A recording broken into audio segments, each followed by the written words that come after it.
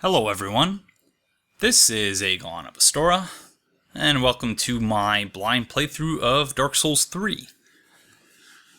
Just a brief reminder, or request I guess, please be considerate, and if you're going to comment on the video, make sure that your comments are spoiler free. And when I say be considerate, I don't mean just to me, but also to everyone else who's going to be watching this series, because if I'm spoiled on things and I get upset about it and get in a bad mood, then the playthrough is worse for everyone else. It's not just me. So I would very much appreciate it if we could keep the comments as spoiler-free as is humanly possible. But I'm very pleased to have you here with me as I'm about to launch Dark Souls 3 for the very first time.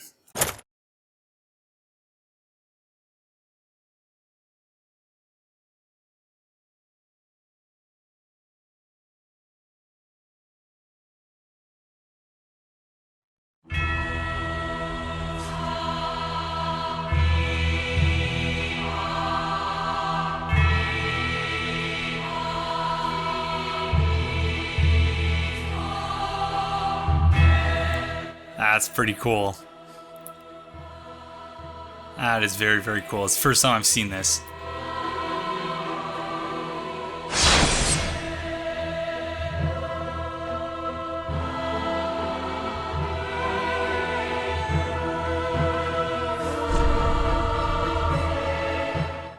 So I'm very concerned that we're going to be invaded constantly by people who have had the game for weeks. I don't know if I'm alone in the, I guess, bitterness about that. It's just really odd.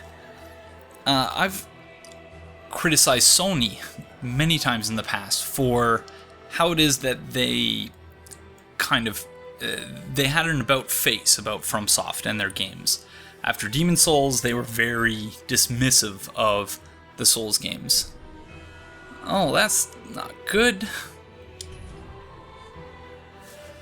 And yeah, so I criticize them, and I think rightfully so. But there's one thing I will give to Sony that I can't give to Bandai Namco, and that is that Sony kept the whole Lovecraftian twist completely under wraps. Whereas, so they had this whole aspect of the game that no one knew about. Whereas Bandai Namco seems, well, let's try that again. Bandai Namco seems to have been content with giving away Dark Souls 3 to anyone who has monetized content for the Souls games. And that is, at least to me, deeply disappointing. Looks like we might have to play offline. Well, that is certainly unfortunate. Okay, so we have toggle auto lock. What is the difference between automatically when? Okay, that is off. Allows for manual control of aiming large weapons when locked on. Interesting. Okay, we're gonna leave that off for now. Jump controls, beautiful. Controller vibration. Never been a big fan of that. Also kills your batteries faster. Reset, off, camera speed, wall recovery we want off, cinematic effects used during special attacks. Okay.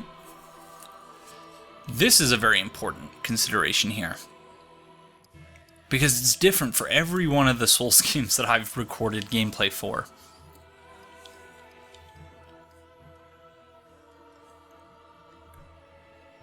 And that, I'm going to put all the way. Oh, there's password matching. Beautiful. That is beautiful. Cross-region play, sure. Some assigned visibility. I don't know what that means, but I don't know if I like it. I don't think I like it. But I suppose I should wait until I see what it actually means. Oh, you can change. Oh, that's beautiful. Beautiful. Just like in Bloodborne, you can display the build name as opposed to the PSN name. Launch setting, play online. Okay. So I've not seen the intro or anything, so this is my first time seeing all of this.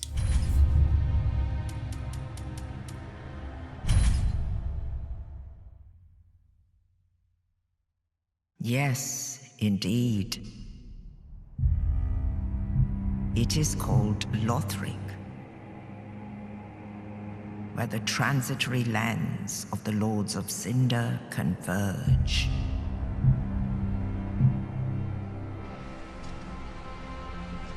In venturing north, the pilgrims discover the truth of the old words. The fire fades, and the lords go without thrones.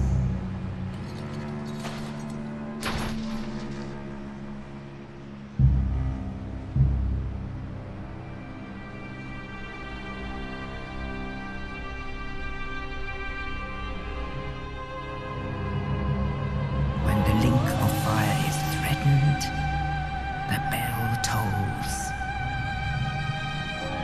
unearthing the old lords of Cinder from their graves.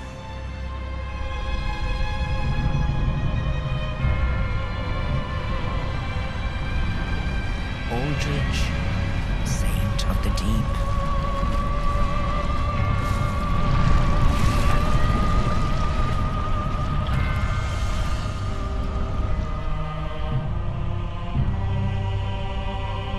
Farron's undead legion, the Abyss Watchers.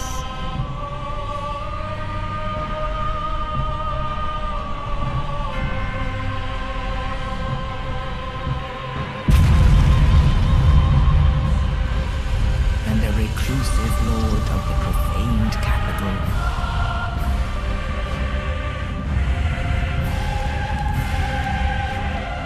Yom the Giant.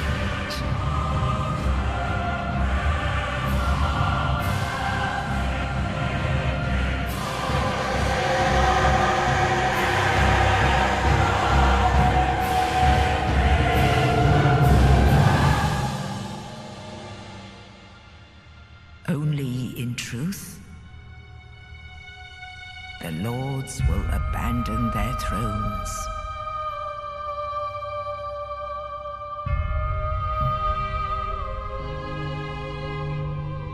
And the unkindled will rise.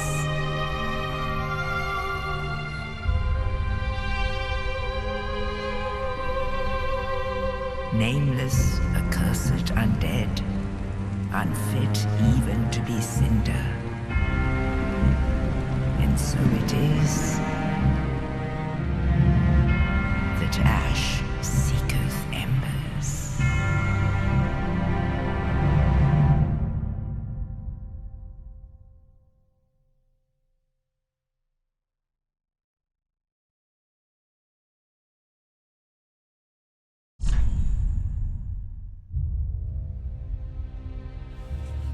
All right. Well, that was certainly interesting.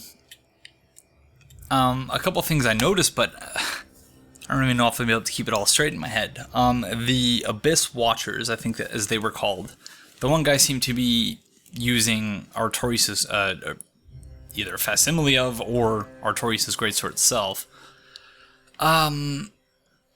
There were like 3 other things I noticed, but that the crown looked like the crown of the Ivory King, I think.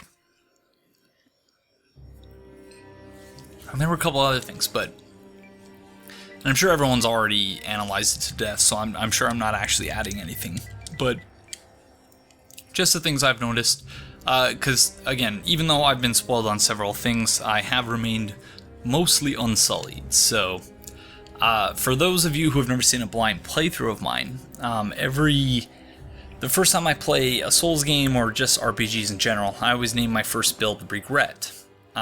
So as to remind myself as I'm playing through the game that you're going to do things that you'll probably regret in subsequent playthroughs. But that's okay, because it's a blind playthrough. So age, we're going to go with mature. I think I might actually fast forward all this so that you don't have to watch me going through it. Actually, First, let's look at these, the lores back for each of the builds. So, Knight, an obscure knight of poor renown, who collapsed roaming the land. Sturdy, owing to high vitality and stout armor.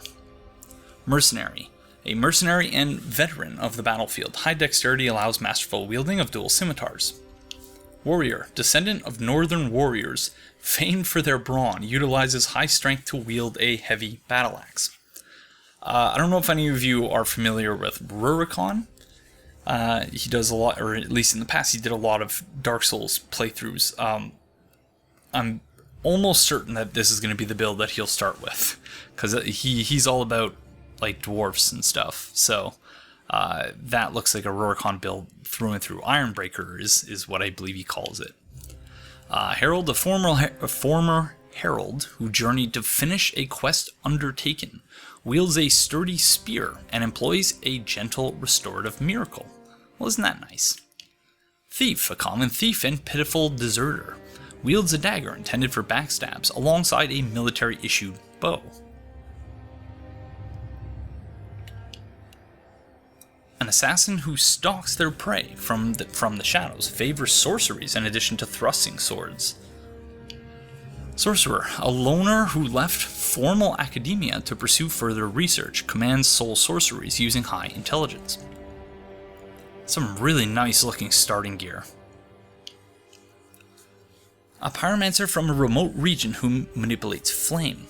Also an adept close combat warrior who wields a hand axe.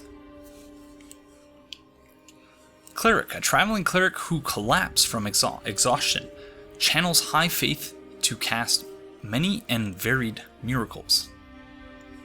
So that's what? One.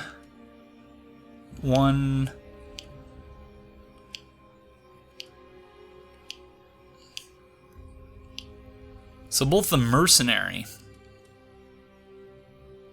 or the knight and the cleric both collapsed. Weird, but I don't know. Deprived, naked and of unknown origin, either an unfathomable fool in life, or was stripped of possessions upon burial. Cool, burial gift. Divine Blessing, Hidden Blessing. Fully restores FP. I'm assuming that... Oh, there's a luck stat too. I'm assuming FP is like the mana bar, the MP bar. The blue one. Black Firebomb, Fire Gem. Material used to upgrade to fire weapons. Nice proofreading. More appropriate for a warrior than pretty trinkets. Sovereignless Soul. The sovereignless soul of one who slept beside you. Used to acquire many souls. Rusted gold coin, burial item for good fortune after death. Greatly increases item discovery for a short while. Cracked red eye orb.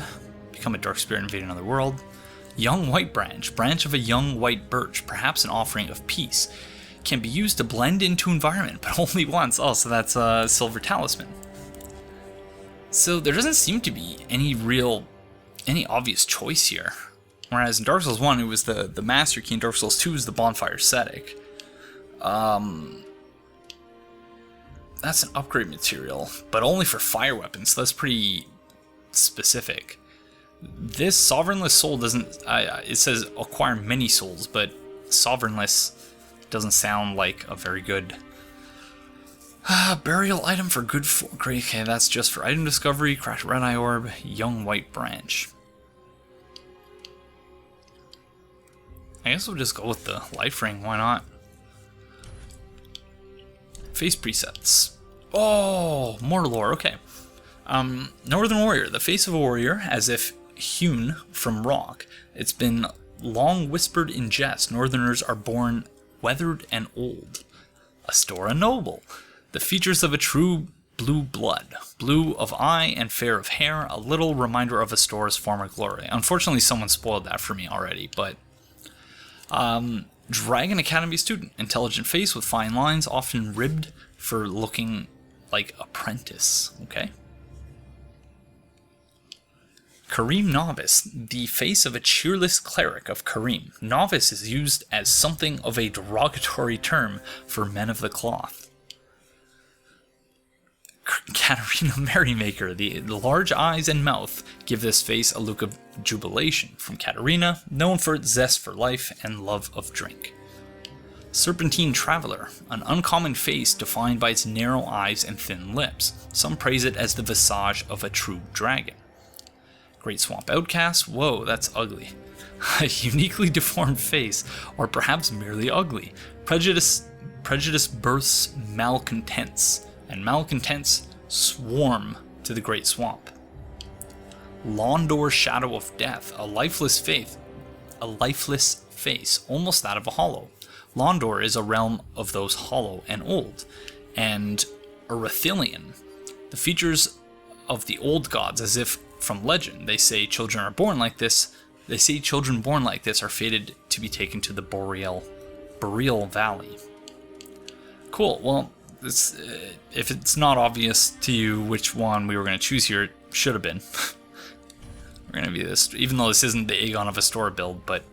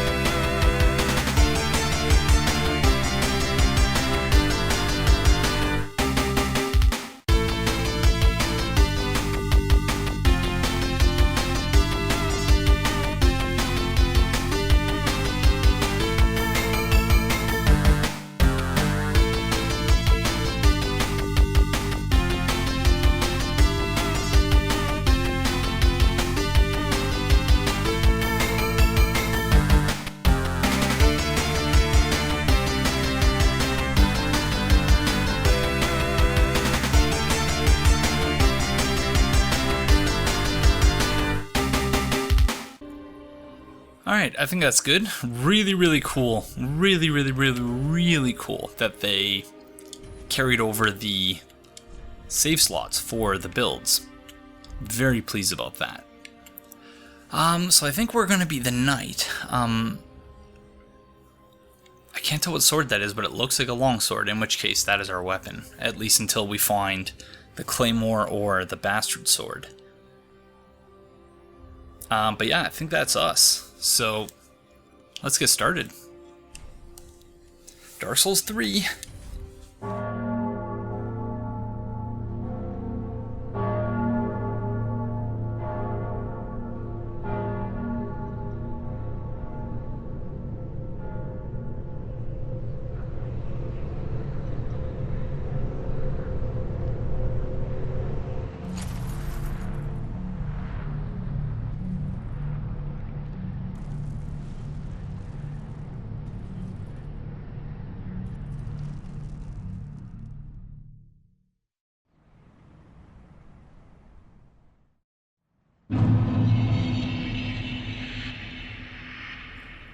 Cemetery of Ash.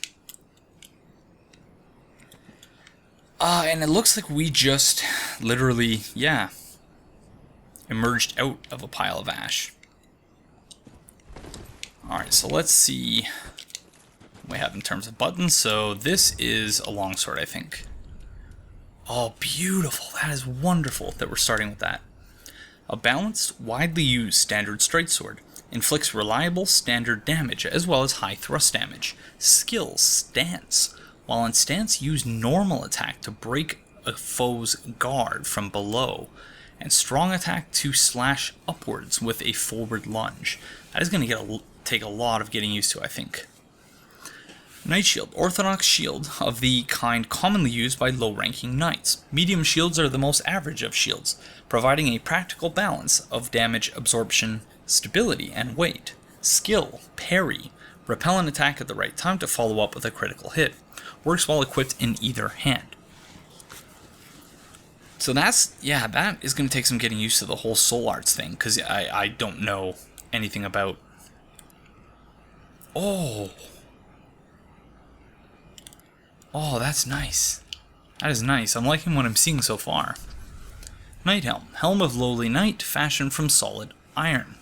This iron helm might be on the heftier side compared to others of its ilk, but as such offers great physical absorption in exchange for its imposing weight. Do not think to wear it without the necessary vitality.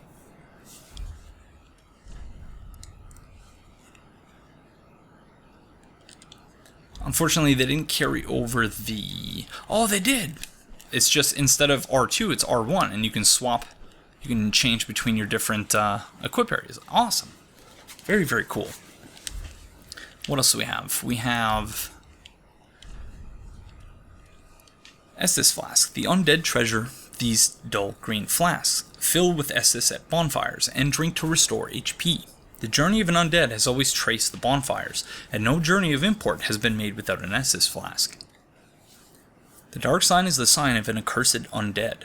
The dark sign returns its bearer to the last bonfire rested at, or the bonfire at Firelink Shrine, but at the cost of all souls held. Oh yeah. Well, that's another thing I was unfortunately spoiled about, but it's just really weird to see that word in the game. Carriers of the dark sign are reborn after death, and eventually lose their minds, turning hollow. And so it is that they are driven from their homelands.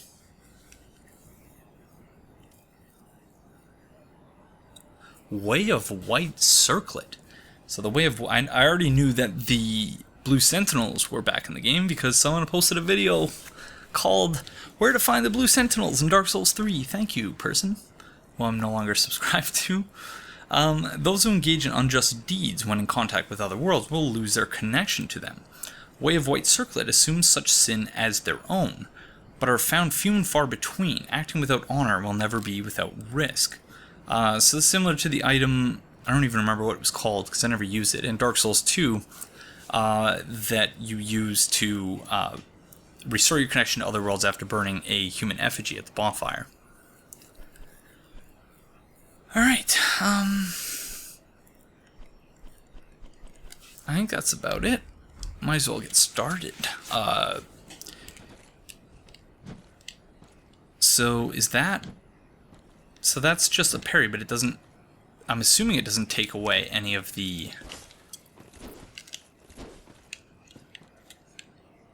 This is beautiful. Sorry, by the way, if you're watching and you're thinking it's been 20 minutes and he's not actually started playing the game yet, that's a lot of what this playthrough is going to be. Just me, yeah, looking at things really, really closely that for most people appear of zero consequence. Control camera, thank you, FromSoft. So yeah, so we couldn't log into the server, so after I record this episode, I'm going to attempt to log in and see if that works. Can I do it from here? No. Strong attack. Hi, friend.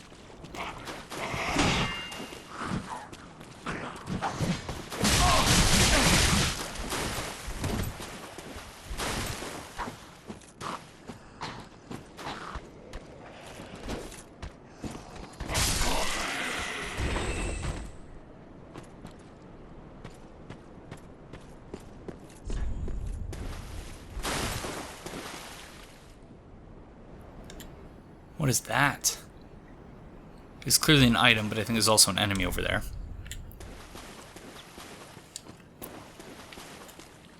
This game really does look amazing. Like, wow. Soul of a deserted corpse. Soul of a deserted corpse, used to acquire souls. Let the Firekeeper transform this sovereignless soul into a source of strength. For to be unkindled is to be a vessel for souls. So the Firekeeper, I'm assuming, is where we go to level up.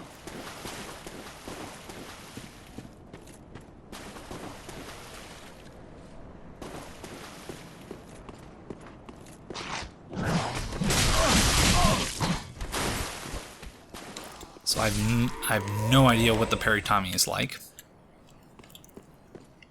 I should have been all...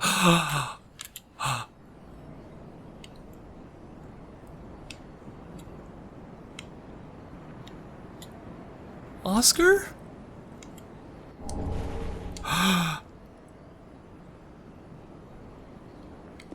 Oscar, buddy? You mind if I take that armor and shield and stuff? Ashen Estus Flask. Undead treasure these dull ashen flasks. Fill with Estus at bonfires and drink to restore FP.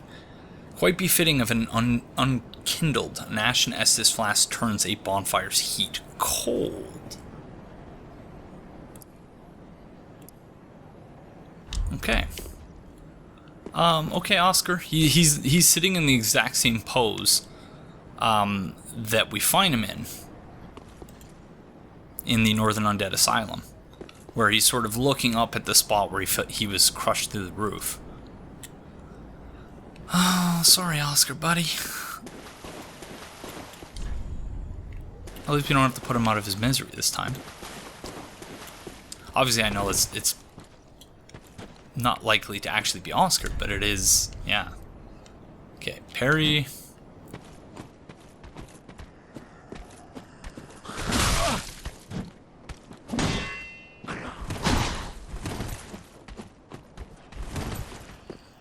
Maybe I'm just missing the sound like I did early on in Bloodborne. It took me a long time to get used to the sound for parrying. Or maybe I'm not hitting R1 fast enough. Let's see.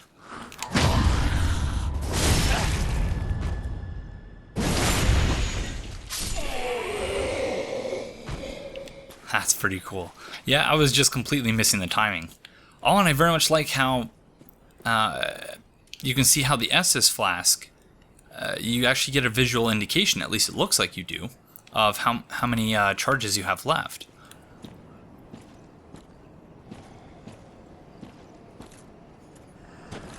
This guy has crossbow. Hi, friend.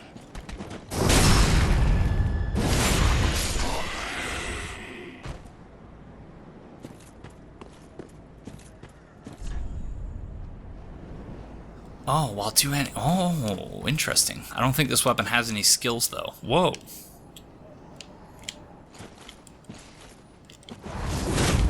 Whoa. Yeah, I can see. So that's my sword art, I guess, then. Because it drains the blue bar.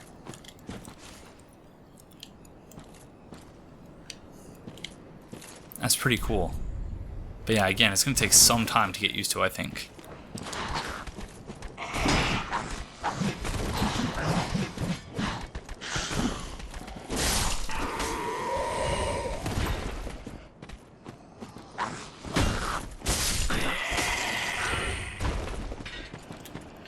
Combat feels very good, very satisfying.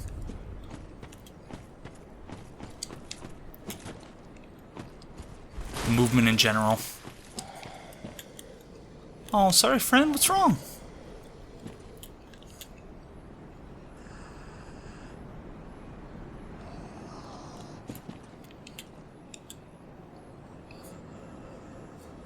Well, just hang in there. It'll be okay. Tempted to use another charge for Estus Flask, but turn back. Okay, we're gonna turn back. At least explore the rest of the area before we go there.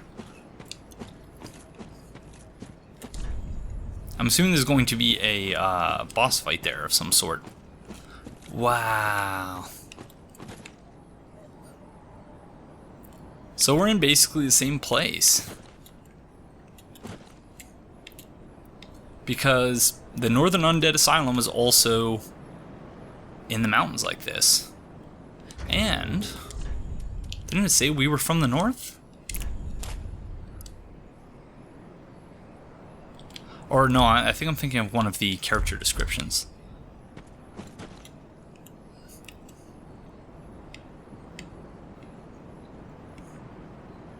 Yeah, we're out in the mountains. And the only area in any of the Souls games, at least as far as I can recall, that looks like this is the area surrounding the Northern Undead Asylum. Oh, it's a bonfire.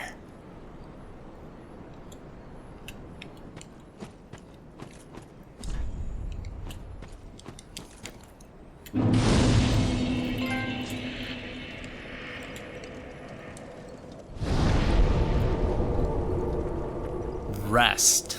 1. Okay. Oh, did we just learn a gesture? Alright, we gotta see the gestures. Okay, first and foremost. So I didn't exactly do a proper introduction, so... Hello everyone. This is Aegon of Astora, and welcome to my blind playthrough of Dark Souls 3. It is Tuesday, the 12th of April today, on the date of recording, and I hope that you're all having a fantastic day today. And I'm assuming you've been watching for the last 35 minutes, so, or 30 odd minutes, so I'll leave the introduction at that and get back to the actual playthrough. So this is quite interesting, because I assumed that we were just in a tutorial area. So let's go back to that place where it told us not to go.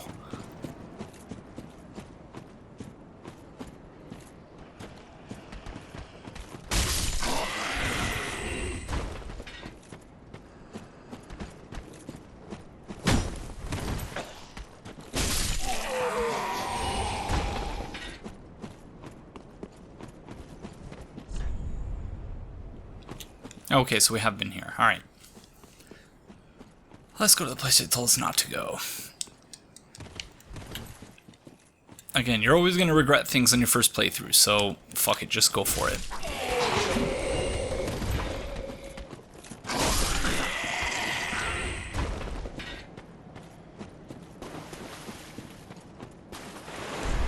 Turn back. I wonder what's up here.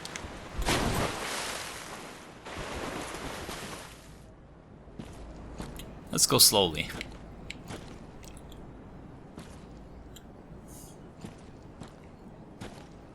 Wow.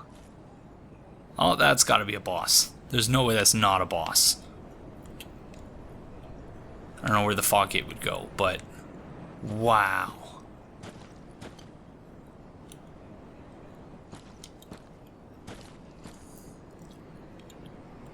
We don't have any binoculars. Okay, I do see an item there, and it looks like there's a path.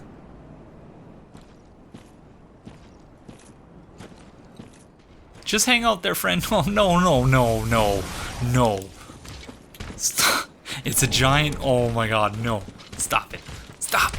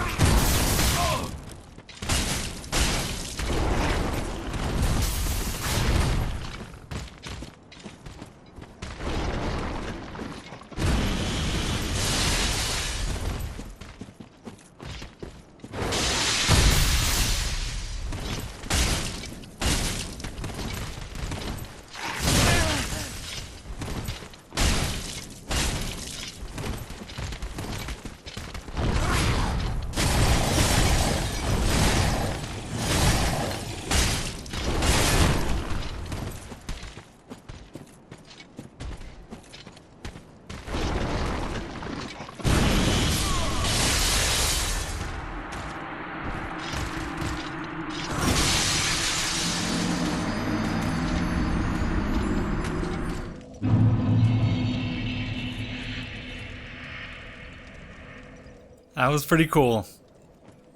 That was pretty cool. So that enemy seemed to me at least to be sort of a mix of the little hedgehog enemies in the Ivory King DLC and the giant ogre guys. Both from Dark Souls 2. Mashing up the most terrifying aspects of both of them. I think we're going to try and take him out one more time. Because I feel like we were just getting a hang of his moveset there towards the end.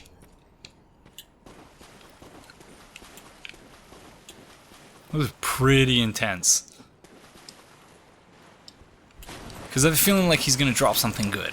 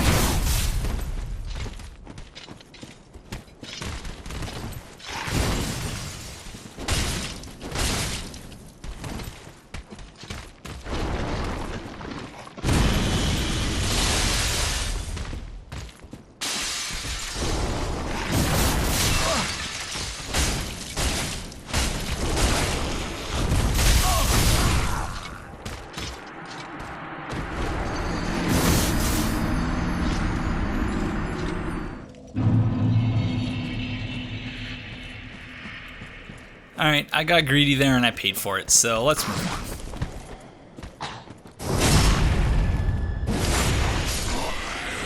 I feel like the animation on the backstabs is much smoother than in previous games. I keep trying to do a transformed attack though, so gotta be mindful of that.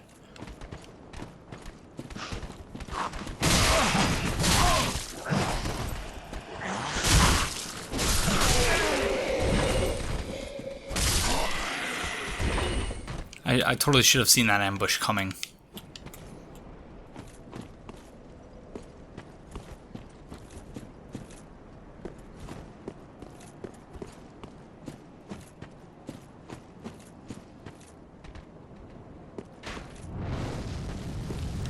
This is eerily reminiscent of... Okay, so we have a kick. Of the path from Firelink that leads down to the Undead Crypt. Just the catacombs in the Undead Crypt.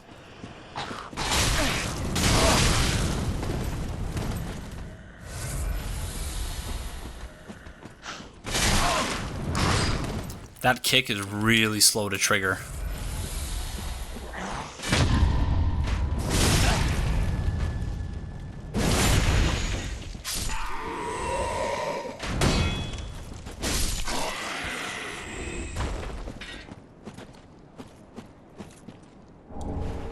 Haha, firebomb. I'm tempted to take them and bring them back to oh, so is this like a oh cool tool belt.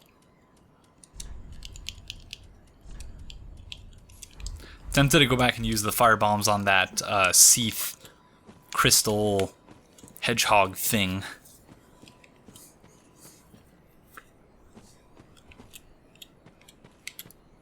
I apologize if you're expecting me to come to significant lore revelations immediately, but I'm just going to be taking in... That doesn't mean I'm not going to be talking about the lore, but I'm just going to be taking in the game first and foremost. The soul absorption effect is much more subtle than in previous games, than even in Bloodborne as well. I feel like there's so many paths here, but at the same time I know it's probably just because I don't know where the heck I'm going. And it's beautiful. Alright, so this is the first boss, for sure. The Dancer of the Frigid Valley or whatever. Do we want to go in there with one Estus? Ah, fuck it. Hi, friend.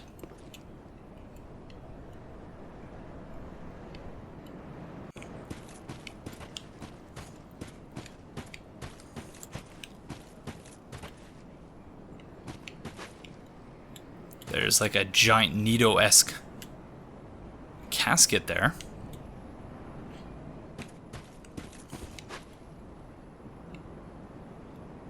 This is so much like the Undead Asylum, but just things are moved around.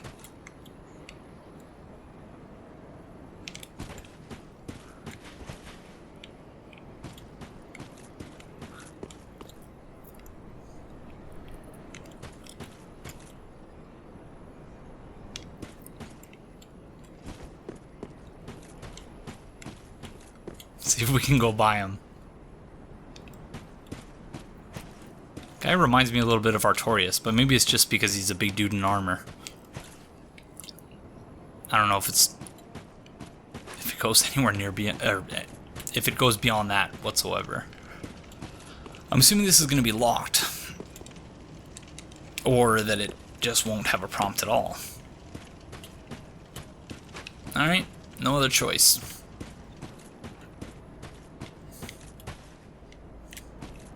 Unless there's something down here.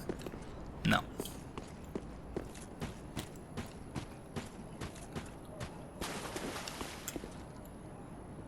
Oh. You're not a boss at all.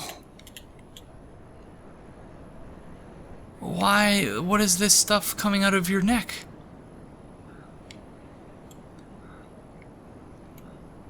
What's the sword? Oh, he's got a sword through his...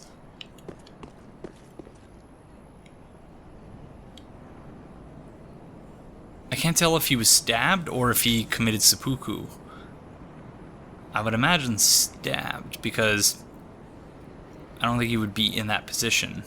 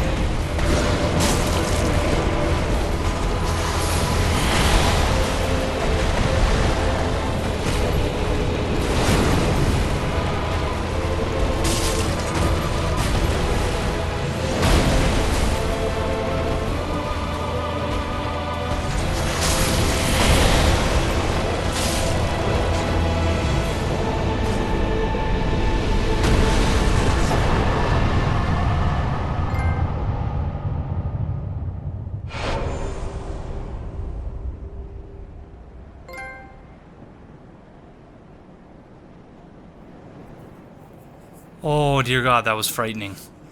That was so frightening.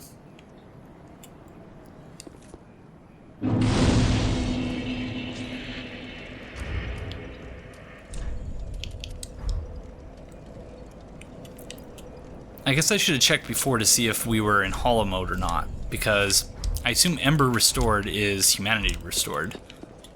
That was a really cool boss fight. Really just scared me when I got into a second phase. Wow.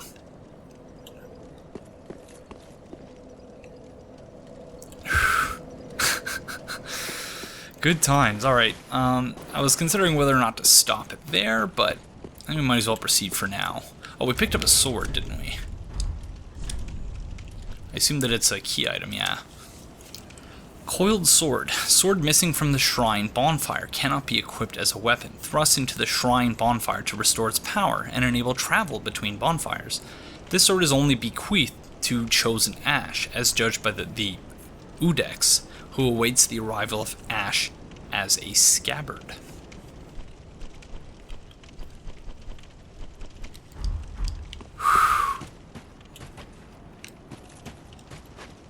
Yeah, my heart was beating really fast there.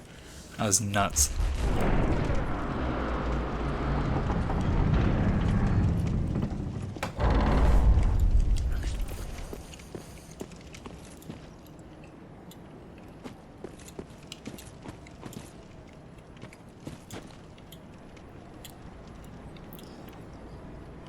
Again, just like the Northern Undead Asylum, just a little bit different. Broken Strike Sword, thank you. Oh, open menu.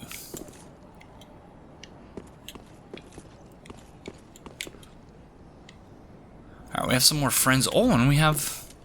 Although... Did we not sit at the bonfire? We should probably sit at the bonfire.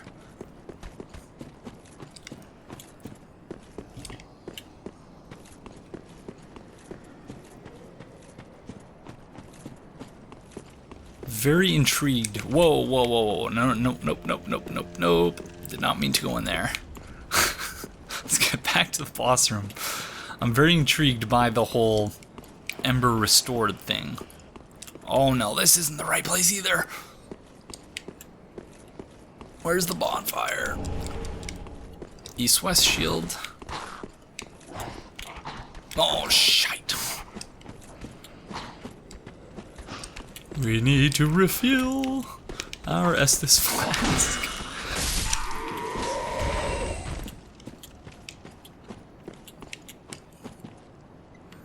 Oh, I screwed up, everyone. I don't know where I am.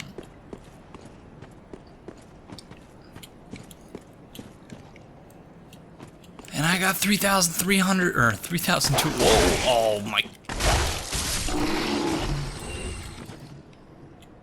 My favorite enemies in every Souls game, the dogs. Ember. So is that humanity? That is the question. No one kindled can ever truly claim the embers that burn within a champion's bosom, which is precisely what makes their yearning for warmth so keen. Gain the strength of flame and increase max HP until death. With the strength of fire, the summoning signs of unkindled become visible, and seekers of embers can be summoned to join in cooperation. But beware, the embers may also attract invaders. So am I to take that to mean that Dark Souls 3 has implemented the whole Bloodborne invasion mechanic, whereby you can't invade someone unless they have...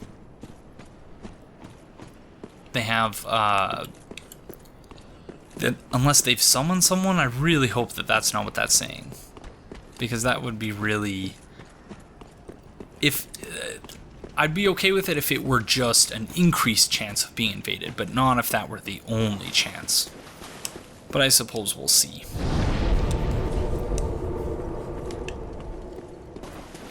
Alright, so we got the Coiled Sword, which means we'll be able to warp once we put it into, I imagine, the Firelink Shrine bonfire. But let's see.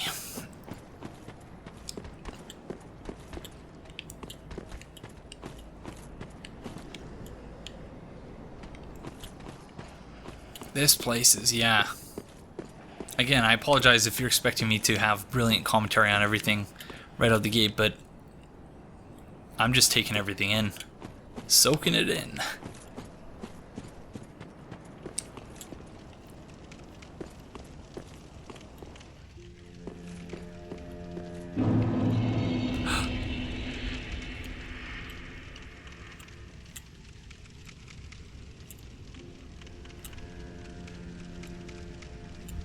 This isn't Firelink Shrine. I mean, I like what they've done to the place. So there's Crestfallen Warrior, I'm assuming.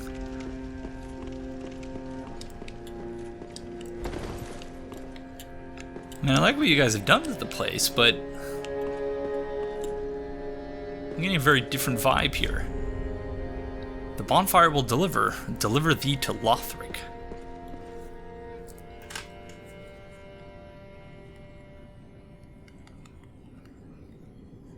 I had to just turn up my volume there to see if there was any music.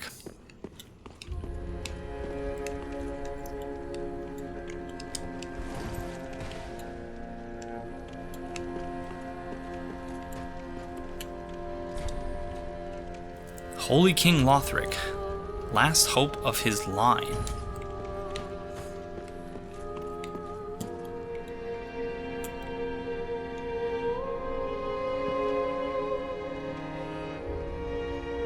So there's Maiden Astrea slash, or not Maiden Astrea, the Maiden in Black slash the Plain Doll slash Shanalot. It's Crestfallen Warrior.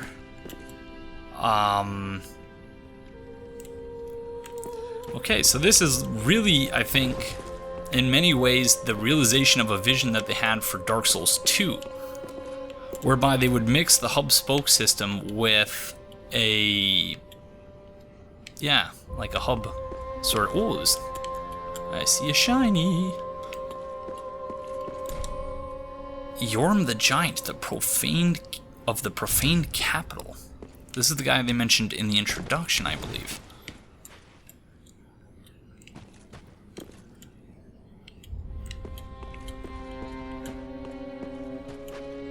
Hi, friend. Are you crestfallen? Ah, another one roused from the sleep of death. Well, you're not alone. We unkindled are worthless. Can't even die right. Gives me conniptions. And they'd have us seek the Lords of Cinder and return them to their moulding thrones. But we're talking true legends, with the metal to link the fire. We're not fit to lick their boots. Don't you think?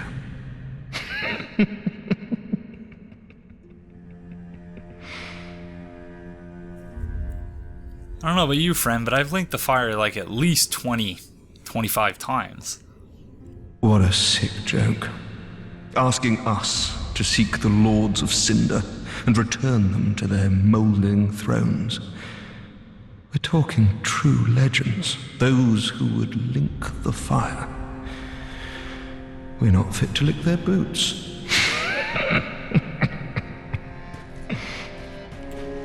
Okay, so true to the Crestfallen in basically every other game, he's given us our task. We're to return the Lords of Cinder to their thrones.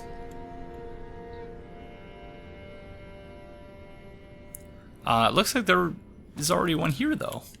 I'll only my binoculars I could show you. Gonna have to find some binoculars. No. Yeah, look, they're breathing. They're alive. Ludleth the Exiled. Well, hi, Ludleth. Can we perhaps hop down on here? Oh! Hi. All that unkindled, and a seeker of lords. I am Ludleth of Corland. Look not in bewilderment as I say. I linked the fire long ago, becoming the Lord of Cinder. If substantiation be thy want, set thine eyes upon my charred corpse. This sad cadaver, no need to be coy. Have a closer look. We just established that I don't have my binoculars yet, so I'm gonna have to wait until I can have a closer look. But rest assured, I will take you up on that offer and come back later with some binoculars. Don't worry. Maybe a bow, but I don't want to scare you, so... Knowest thou of our purpose? 5 thrones will take 5 lords as kindling for the linking of the fire. The fast-fading flame must be linked to preserve this world. A reenactment of the first linking of the fire. So it is, I became a lord of Cinder. I may be but small, but I will die a colossus. Knowest thou of our purpose? 5, I may be but... Treat the firekeeper not with discourtesy. She is much like thee, prisoners both, kept to link the fire. Yeah, don't worry. I'm not that type of player. We're gonna treat her with the utmost respect, don't you worry.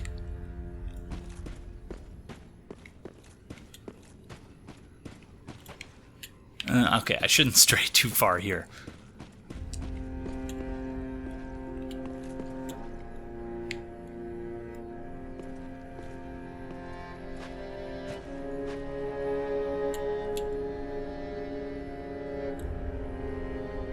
Yeah, she's like if the doll and... Oh! I was spoiled on this too, but... Oh, how amazing would that have been to actually... That's pretty cool though, that he's actually here. So yeah, things like this, mentioning, you know, a character's name, that's a spoiler. If you're not sure, if you're writing a comment and you're not sure about whether or not something's a spoiler, if you have even an inkling of doubt, then it's probably a spoiler. So please, again, be considerate to myself and everyone else watching, and be very mindful with your comments.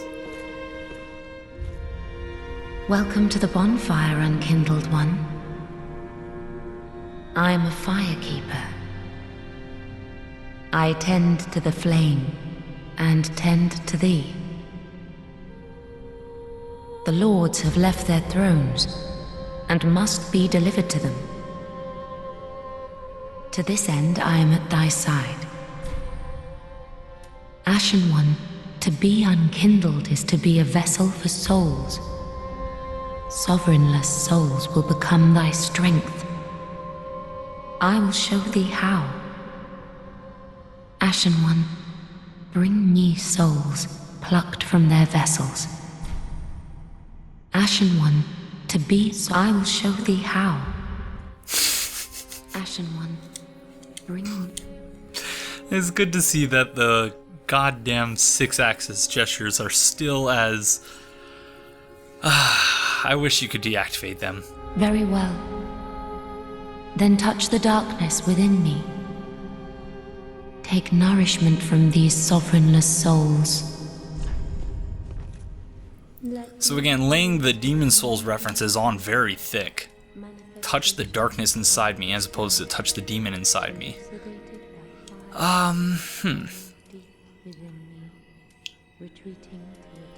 Alright, so we're gonna want to look at the explanation thing. Acquired souls, okay, vigor, HP. So attunement governs FP, also determines the number of attunement slots. Endurance, yeah, vitality. So carry over from Dark Souls 2, the separation of vigor and vitality. Oh, wait, maybe not. So maybe this wasn't a great build to pick, seeing as it has 15 points into vitality. And based on this, description, it seems almost to me to be resistance from Dark Souls 1. That is a useless stat, and we have 15 in it. Oh well. Strength, attribute required to wield powerful and heavy, blah blah blah. Strength, dex, intelligence, faith, and luck. Attribute governing item discovery, I don't like that. Ups bleeding and poison capabilities, also governs resistance to curses. I'm not a huge fan of this, but I'm open to have my mind changed about that. Alright, we are going to... So Vigor's HP, right? Yes. Resistance to frost. Interesting. That's a very specific thing to actually specify there. Alright, so we're going to do Vigor, Endurance, Strength, and Dex in lockstep. That's pretty much my template for quality builds.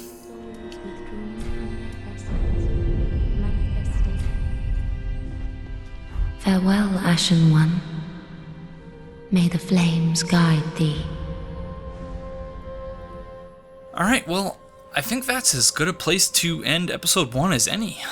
When we start the next episode, we're going to spend a little bit more time exploring Firelink Shrine. And again, I apologize if you're expecting this to be a fast-paced playthrough, but this playthrough will very much be the antithesis of that. We're going to take things very, very slow and, yeah, explore as much as possible. But thank you all very much for joining me, and I will see you in the next one. Bye-bye.